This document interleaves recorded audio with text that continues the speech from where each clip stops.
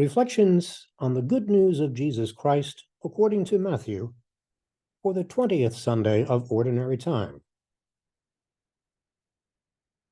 At that time, Jesus withdrew to the region of Tyre and Sidon. A Canaanite woman of that district came and called out, "Have pity on me, Lord, Son of David. My daughter is tormented by a demon." But Jesus did not say a word in answer to her. His disciples came and asked him, "Send her away, for she keeps calling out after us." Jesus answered, "I was sent only to the lost sheep of the house of Israel." But the woman came and did Jesus homage, saying, "Lord, help me." He said in reply, "It is not right to take the food of the children and throw it to the dogs." She said, "Please, Lord, for even the dogs eat the scraps that fall from the table of their masters." Then Jesus said to her, "O woman, great is your faith. Let it be done for you as you wish." And the woman's daughter was healed from that hour. The good news of the Lord.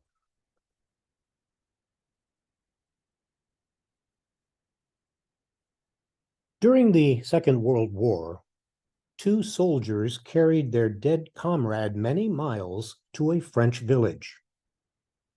Wanting to give their friend a fitting burial, they asked the village priest if they might bury their friend in the parish cemetery.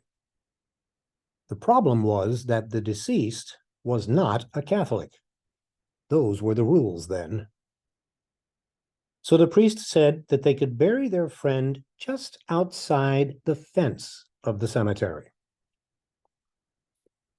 Sometime later, the two soldiers returned to the village to visit their friend's grave, but they could not find it.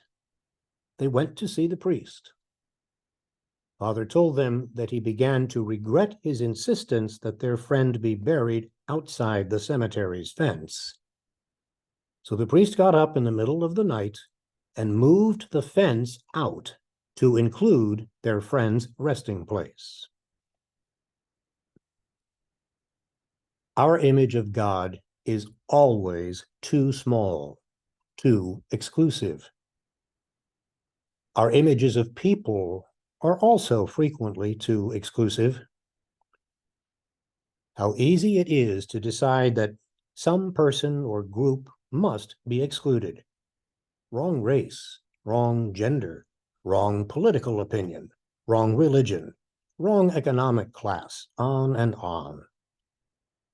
And of course, wrong almost always means wrong from my viewpoint, forgetting that any viewpoint is only one view from one point. Human history, writ large, and perhaps our own individual histories, are marked by a long list of such judgments and decisions, who's in and who's out, and all of the ugly attitudes and actions that often accompany such divisiveness. And as the original meaning of the word reveals, divisiveness is always diabolical. It's a familiar story with very old roots going back all the way to biblical times, to the gospel story we've just heard and beyond. The tension between who belongs and who does not. Jesus himself stood in the middle of this tension all of his public life. And in one of his final prayers, just hours before his death, Jesus prayed that all may be one, as you, Father, are in me, and I am in you, that they may be one in us. Clearly, divisiveness and polarization are not marks of God's people.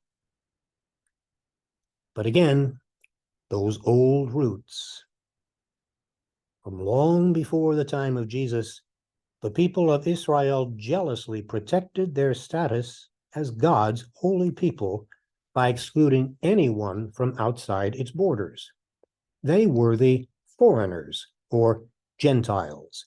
The word means people of the nations. They were to be avoided, in some cases, not even to be looked at or spoken to.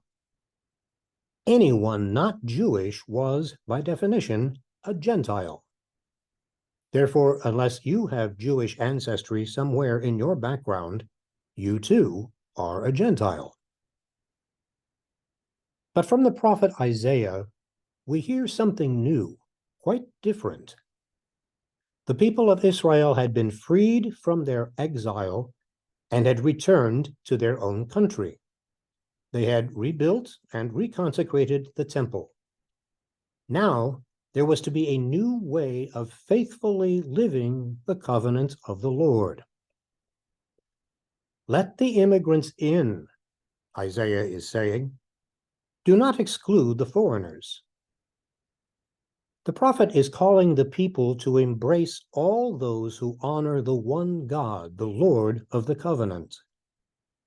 If those newcomers from other religions observe the holy customs, especially the Sabbath, then God's justice will be revealed to all of the people. They are welcomed by God and are to be welcomed by God's people, even into the holy temple. At the very center of the temple in Jerusalem was the Holy of Holies. Few were allowed to enter there. But Isaiah tells us that the holiness of God was being extended into the holiness of the people of Israel and beyond, to all those whom God was attracting to be a new kind of chosen people. Today's gospel goes even further. But first, it can make Jesus and his disciples look quite guilty of prejudice and selective charity. We see Jesus entering non-Jewish territory, something he seldom does. He is in the district of Tyre and Sidon, two cities on the Mediterranean coast, located in present-day Lebanon. Unlike some of the Jewish towns that are linked with Jesus and the gospel, which have disappeared or are in ruins, these two non-Jewish towns still flourish today. A non-Jewish woman, that is, a foreigner, a Gentile, from a people who are an ancient enemy of the Jews, calls to Jesus for help with her sick daughter. Have mercy on me, Lord, Son of David. My daughter is tormented by a demon. Now, whether it was really a demon or some other illness which led to uncontrolled or uncontrollable behavior is not really important. There were many sicknesses which were poorly understood at the time and which filled people with fear. What is important is that her prayer expresses both helplessness and faith. Basically, all of us are also helpless, and without God, there is little that we can do by ourselves. Remember what Jesus told his disciples at the Last Supper? Without me, you can do nothing. Usually, when he is asked for anything at all, we see Jesus responding quickly and with great compassion.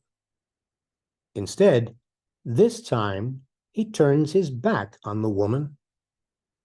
His disciples ask him to grant her request and send her away because she is a bother. Imagine the tension in that place.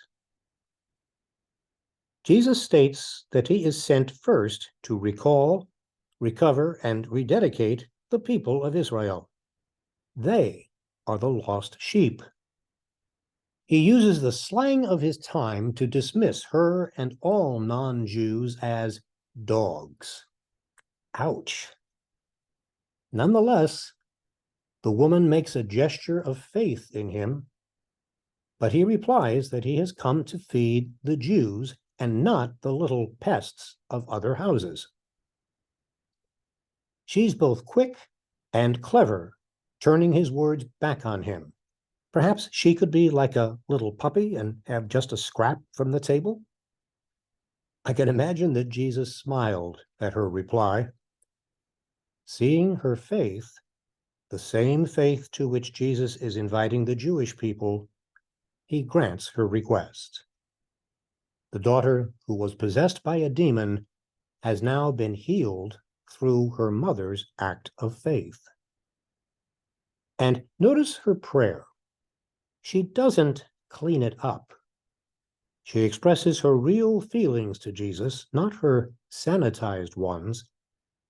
And that's what Jesus wants from us when we pray. Our real feelings, our real lives, including the messy, angry, shameful parts. Jesus can handle our reality, just like he handled this woman's. Each of us has our own boundaries, and we have constructed our own walls between ourselves and others, something that has become a literal and, for Christians, a shameful reality in our day. Those we have allowed in and those we exclude because why? As followers of Jesus, he has welcomed us, but he has welcomed those others as well. In the last few months, I have heard many people wonder whether, once the pandemic is finally past, getting back to normal will resemble anything like what normal once was. Perhaps there is the possibility for some genuine conversion as we endure this uncertain time, just as Jesus himself underwent a type of conversion because of this woman. At this point in his ministry, his whole focus was the Jewish people. But after his resurrection, he told his disciples to take the good news of the gospel to all peoples, all nations. A story like this is an occasion for us to look at our own attitudes towards people of other races, ethnic groups, nationalities, those who are socially disadvantaged, those who are in any way different. Do we go out of our way to provide a welcome for the outsider? What kind of change in thinking, believing, and acting might you or I be called to in these days when few things seem normal? How might the upheaval we have undergone become an opportunity for our own ongoing conversion? Then Jesus said to her in reply, "O woman, great is your faith. Nothing can hold back this brave woman, not religious boundaries, not gender rules, nothing, when she told him the needs of her precious child." Dear Lord, give us faith like this unswerving woman. Make us stubborn, fearless, bold, creative, whatever it takes. Let us hear, as she heard, "Oh, great is your faith. Let it be done for you as you wish." Thanks for listening.